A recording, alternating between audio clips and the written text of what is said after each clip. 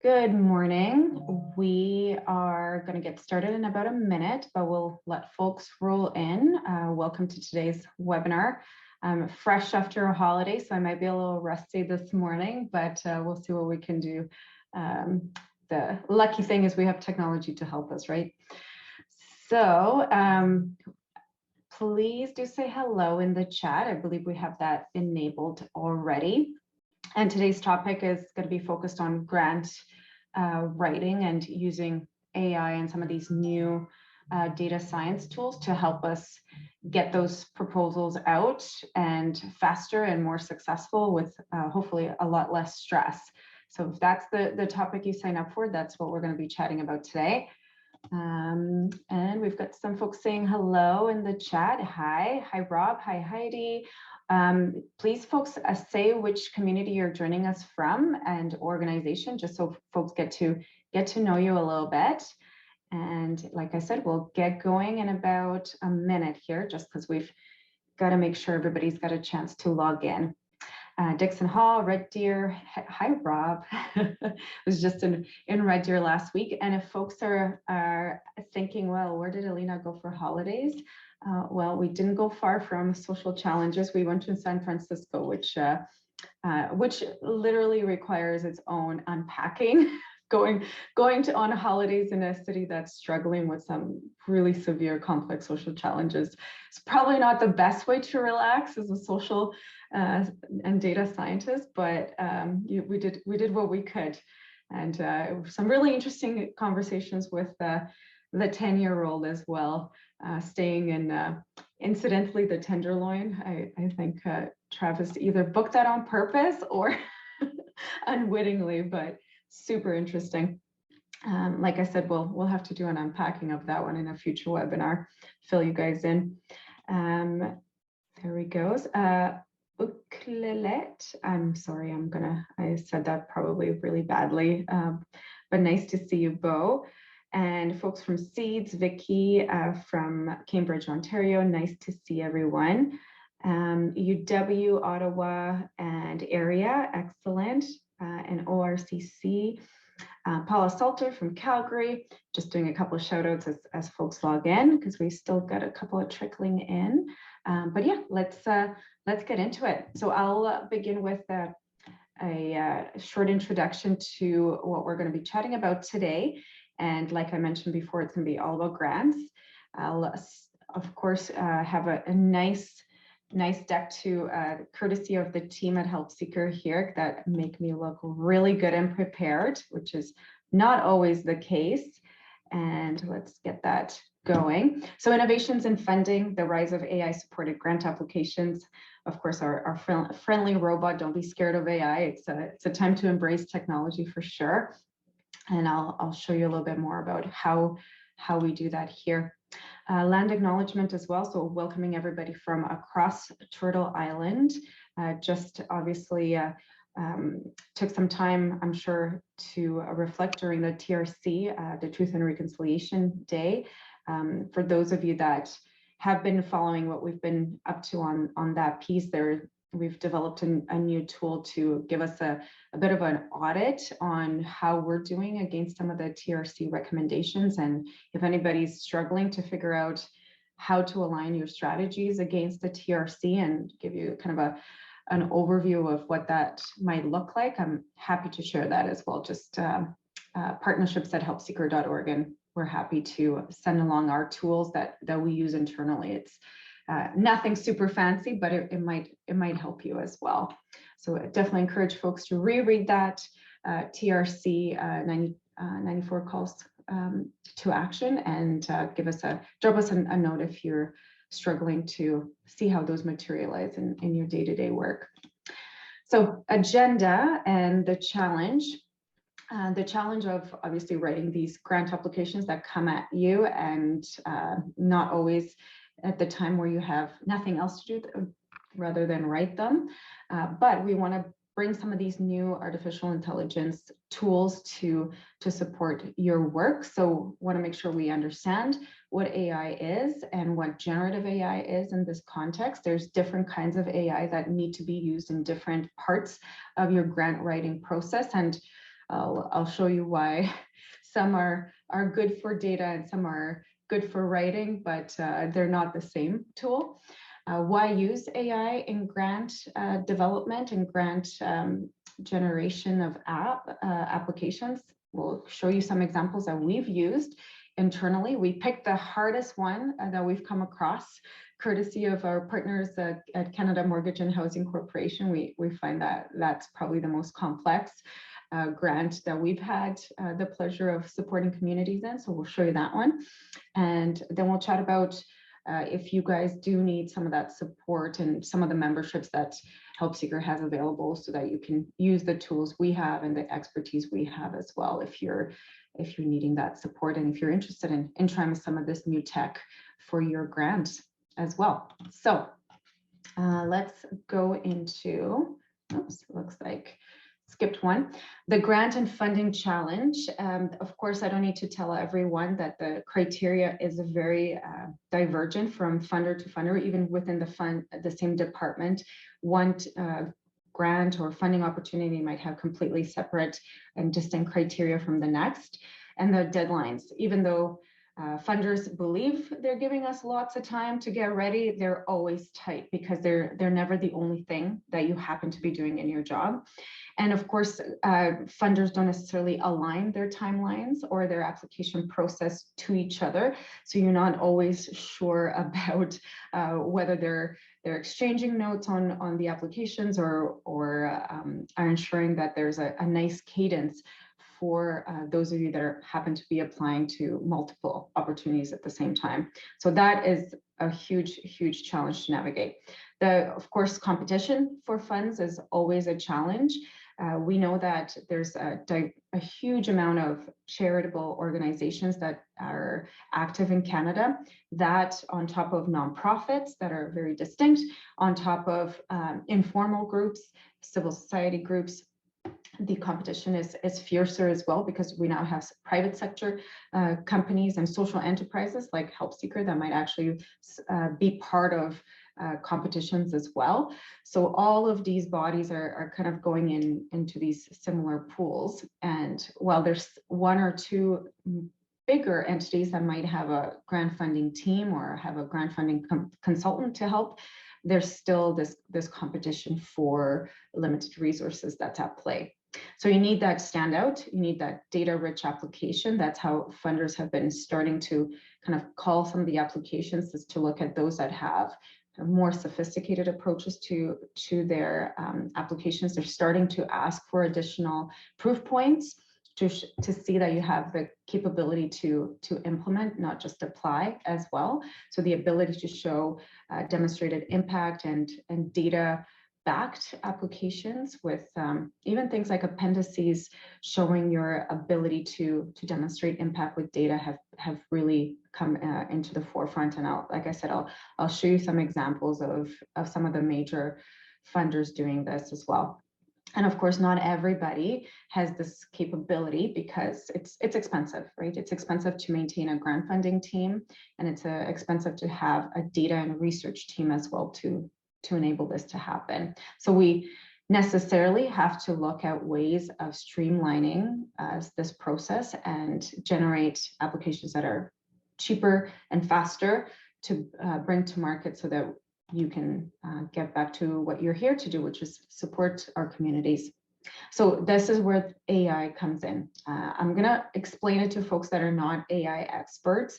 So I'm gonna try to make it real from a perspective of a user rather than a data scientist. If you are interested in this from a data science perspective, we have tons of webinars in our stockpile in our YouTube channel that you can check out further, because it's got a whole different angle to it when we get into the technical aspects of it. But I'm going to explain it to you as somebody who would be using the AI-led product rather than somebody that's building the product, if you will.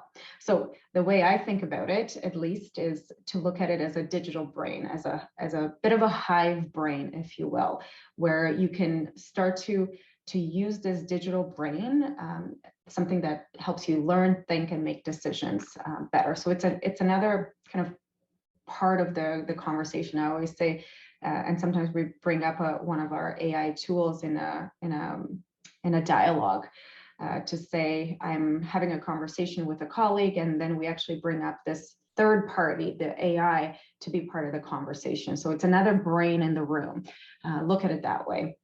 It helps absolutely help you learn from data. So its ability to hold lots and lots of data sets at the same time and make connections between it is definitely going to be better than what we can do on our own, of course, because you've got the benefit of this giant memory and giant ability to hold vast amounts of information at the same time, and we just obviously can't do that as humans. So you can have it, think of it as a library as well. That's another way to do that. But a library that can hold documents, it can hold data as well of all different shapes and sizes.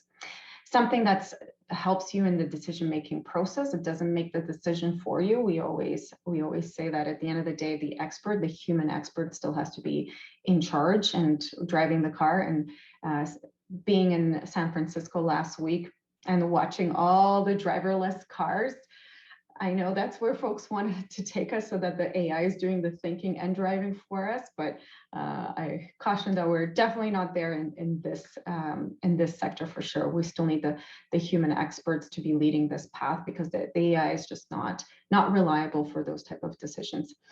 Constantly evolving. So while I say it's a very useful tool today, it's only getting better, and it's getting better on the day-to-day basis. It's not getting better over years. So you absolutely do want to start thinking about incorporating it early on, so you're not left behind by this really, really rapid evolution that's happening currently. And then it's a tool that helps with automation and efficiency. So things that are rote, things that you're doing all the time, things that are time consuming, and we always say these brainless tasks, right? Those are the ones that are really, really prone to become more and more automated. So then it does definitely help with your efficiency and manage your workload as well. So things that are annoying to you, that you're like, there's no way I did a master's to be doing X. You're probably right. There is a way to automate that.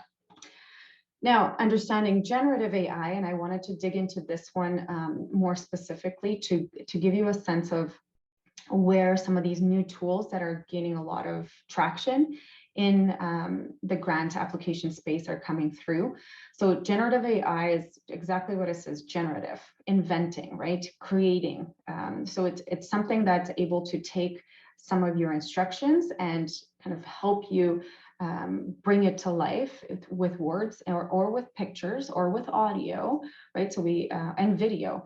So anything that's kind of in that creation generation space is referred to broadly by this concept of generative AI. So it's a really good way to create content. So exactly what you see here, digital artist, creator, but it's an artist, not necessarily a scientist. So keep that in mind.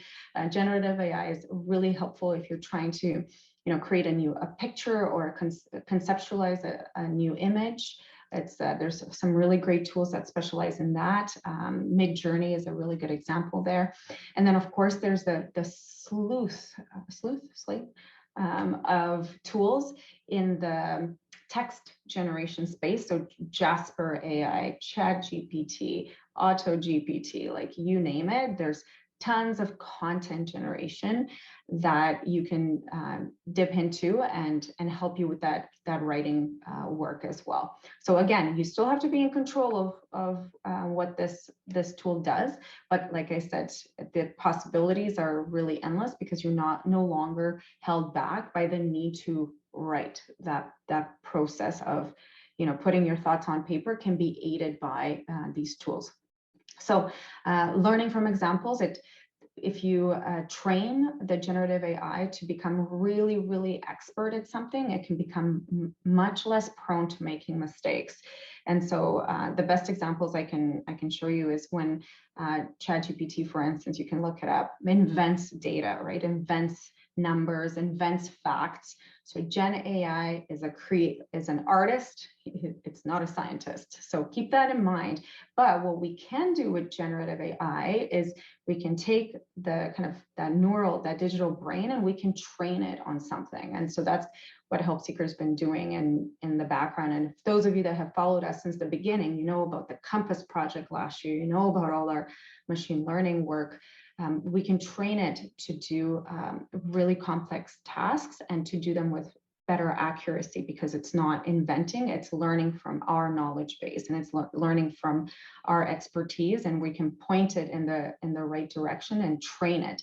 So it's very, very different than just kind of going into, you know, a Google search or a ChatGPT or a Bing, a Bard, etc., because it's got kind of blinders on, if you will. So that is the difference between kind of more general AI and generative AI, and how it works. Now, how does it apply in grant generation process? So the opportunity here is maximizing efficiency. So things that used to take hours and days, etc., the ability to speed the application process and handle multiple grants simultaneously. So there's certain base information that you need to fill in a billion times, where you're constantly saying something about your organization, but you have to say it in a way that makes sense to that particular funder, because that funder only cares about certain areas of expertise. So how do you take what you do, connect it to what the funder does? That's a really good example of how AI can really help you grant with multiple grants at the same time. Enhancing precision, so ensuring that alignment with the grant criteria and minimizing errors. With some of the grant criteria, so things like you need to make sure there's this milestone, and it has three kind of key dates, and it has to end by this time. So those parameters around the grant application itself, that ability to make sure that you're hitting all those key points in the application, AI can help you with that. So the ability to kind of ensure that you fully understand what's expected, and the ability to match what you're proposing, your idea, the concept of what you're pitching to the funder, and ensuring that it aligns perfectly with their criteria. Minimizing errors. Well, you know that time where you have to go back because you forgot that particular fact doesn't match the application, and you have to redo the whole thing again. Those types of things is where precision and efficiency come together in this process, because you can do a much better job aligning the pitch to the proposal criteria. Data-driven insights. This is where generative AI, so ChatGPT, is kind of useless. So this is where you need to use your more data science, machine learning, and just your typical statistical packages, because like I said, you really don't want to invent a fact and then put that in the application. So I definitely don't use some of these tools for that. But this is where, again, our stack has certain things certain AI that's used for data, and certain AI that's used for writing, and certain AI that's used for grammar and copy editing, or for images, right? So you have a series of these AI agents that are lined up, like almost like a factory floor, that do certain parts and kind of line it up to give you that easy button experience for you guys as the consumer of this product. So the data-driven insights, the ability to find insights from credible data sources, and then connect it to what you're proposing, and then connect it to what the funder's looking for, that is huge win from artificial intelligence as well. So the ability to process mass amounts of data to connect it. There's also ways that you can use data and AI-driven insights to visualize the data as well in ways that make sense to that funder. So again, charts, maps, etc., is what I'm talking about. So many times proposals may not give you that opportunity, but I will show you an example where they do ask for this kind of huge process or huge social needs assessment to demonstrate that what you wrote in the proposal is actually fact-based. So the proposal itself might only have certain buckets, but they ask for an appendix housing needs assessment or social needs assessment or a poverty strategy or some kind of a technical document, this is again where the data driven insights become really valuable, and AI can most often help you speed that up and obviously make less mistakes, because the machines, the calculators are going to be better at data than our brains are going to be, or our Excel skills. And then continuous improvement. None of these things happen one time. They're constantly evolving and they're going so quick.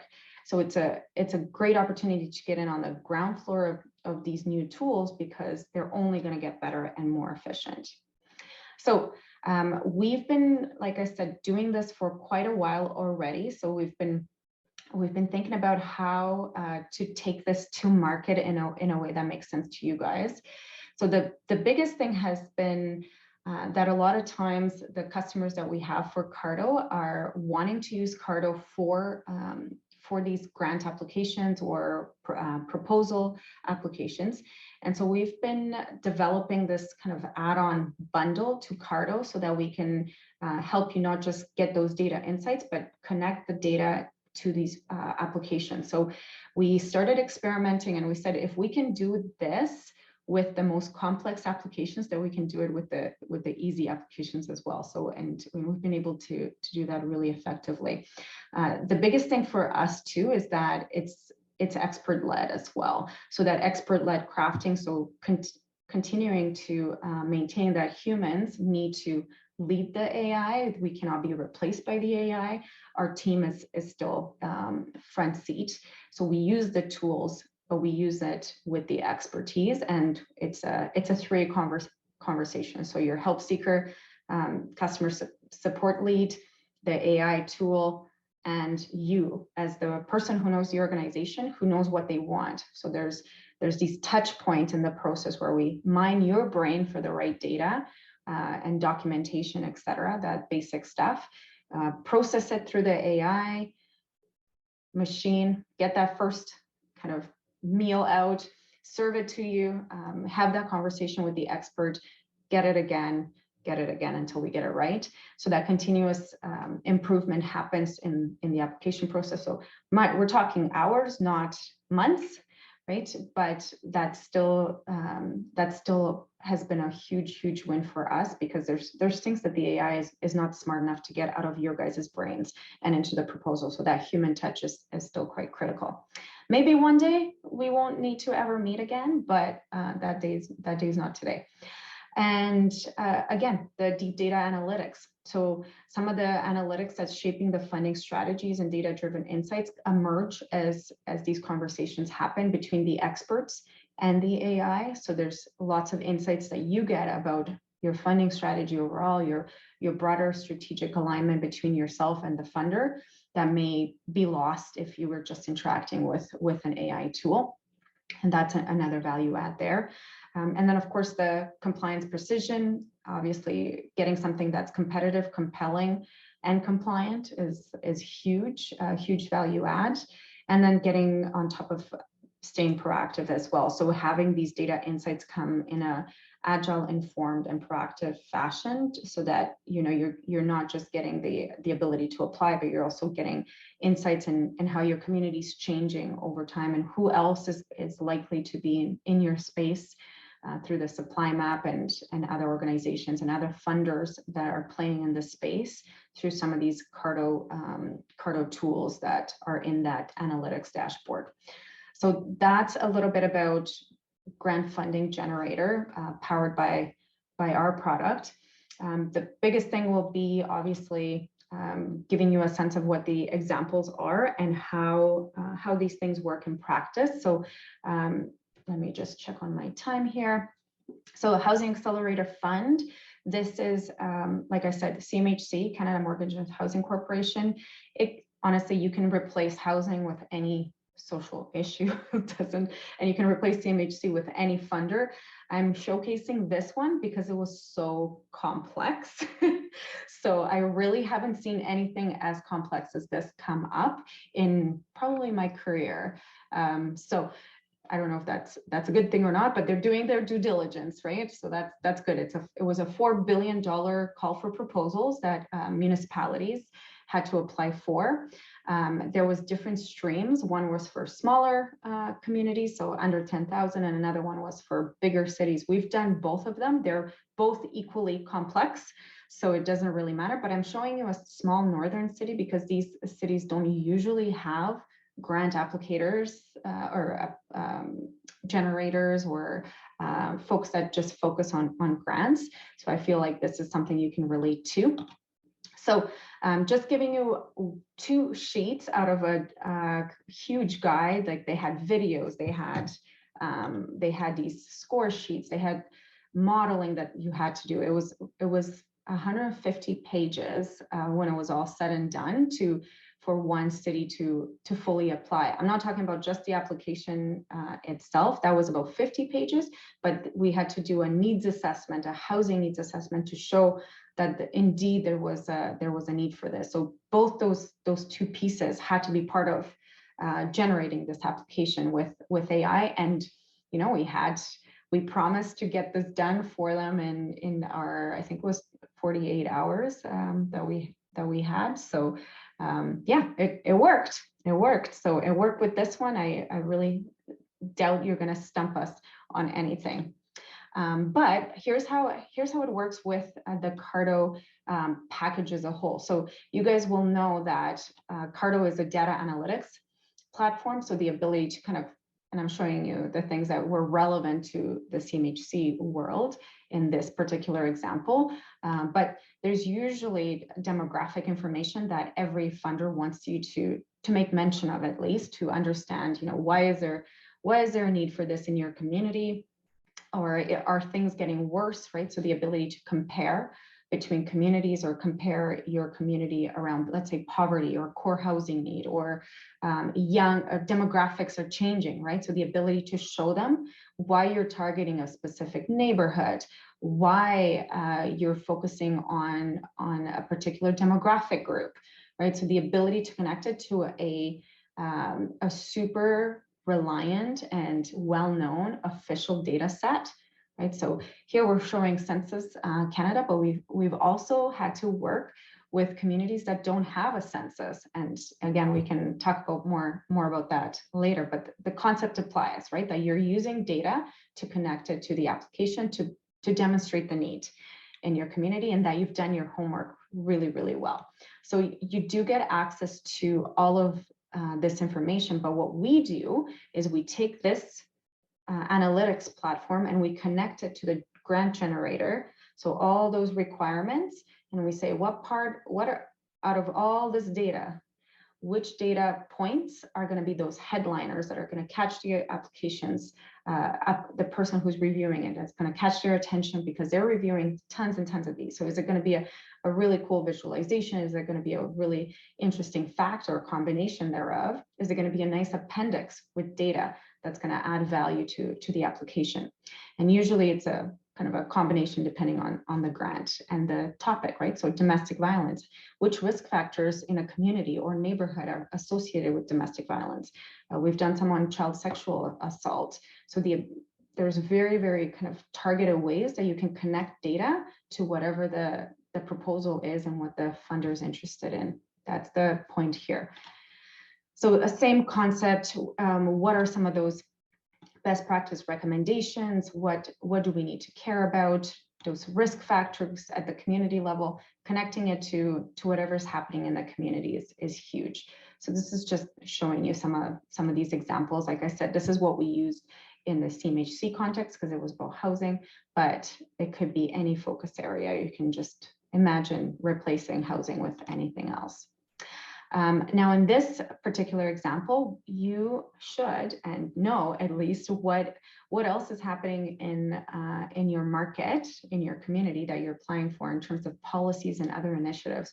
So one of the things that the grant generator does is scans your documentation and what policy context is happening in the community to kind of show the funder that you've done your homework, and you're showing them that policy scan or initiative scan depending on the application. So in this case, the review of the zoning regulations, what other development initiatives were happening, what other programs are happening in the community, what partnerships might be occurring. So again, just showing that analysis of all that documentation, which can take 1 billion years to do. Again, AI is really good when trained properly to synthesize this information and give you that, here's my lit review, right? Or here's my policy scan. So that's, again, something that we did in the CMHC example. And then, of course, the biggest value add is when you have that data capability, then you can actually start looking at things like projection. So being able to do fancy things like, how many new units per year, how much funding should we be asking for? What exactly is the action plan to make this happen in the community over the amount of time of the grant? So it can get pretty fancy as well, depending on the grant. I'm showing you the most complex, like I said, because you actually had to do quite a bit of projection work. But essentially, you can imagine something like this for your application as well, to say, hey, this is how many clients we would serve with your funding. This is how what the projected outcomes would be and by when. Here's our proposed targets. Here's our cost per client served. We've done something like this for guns and gangs projects, for instance, that look more along those lines, but this just is just for illustration purposes. So process, if you guys are interested in offloading some of this stuff onto AI and our team, grant identification, sometimes you have your targets that you're going after. So that's pretty easy because you've already done some of that work. Sometimes you have no idea, so you need some of our support to identify your 1 or 2 grants that you want to go after and when that is. So we would obviously do that. It's your call. Obviously, we might have some opinions on it just based on our expertise as on the human side, not on the A side. That's a human decision, what you're going to go after, but it can be AI supported. And definitely a shout out to some of the grant generator kind of partners, those tech organizations that actually advertise and curate which grants are available when. Those are great add-ons to have with this. It's complementary, not competitive in our experience, because we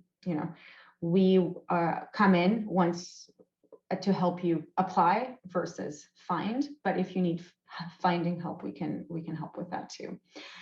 Client engagement, so the ability again to get into your guys' heads and get at what your organizational and strategic goals are for applying to this, and understanding what the context is in the community. We're not talking, months and months of work. We're talking it's a discovery workshop. It's a 1-hour workshop, so it's not a huge amount of time on your end. The document collection, so we do that combination of our AI and your documents. You probably have some things that are not in our data set that you want us to know about. So we would do that document synthesis work, the data harnessing, so looking at the data sets that are available and connecting it to your proposal and making sure we have those headliner data points, and we have the data analysis to back up the application as it required by the funder, and strategy and AI assistance. So actually doing the proposal for you, that first cut, we would do that first initial application. You would sit down with our team and go through that. That's another hour expert review and refinement. And then we would hand that over to you. And then we have another part of the process, which is once your grant is submitted, there's usually some kind of a check-in by whoever is managing the grant. Not always, but sometimes there is. And we do have that as part of our process. Our work doesn't end until you've submitted it, right? At CMHC was a really good example. They had a great screening process that kind of checked everybody's stuff over, and they always had some extra questions before they accepted it into the competition. So if the grant does have something like that, that is still within our scope as well on this. So that's the overview of the process. So not a lot on your end other than strategic insight and some of these documentations, and obviously engaging in the process, because it's ultimately going to be your success that we're supporting.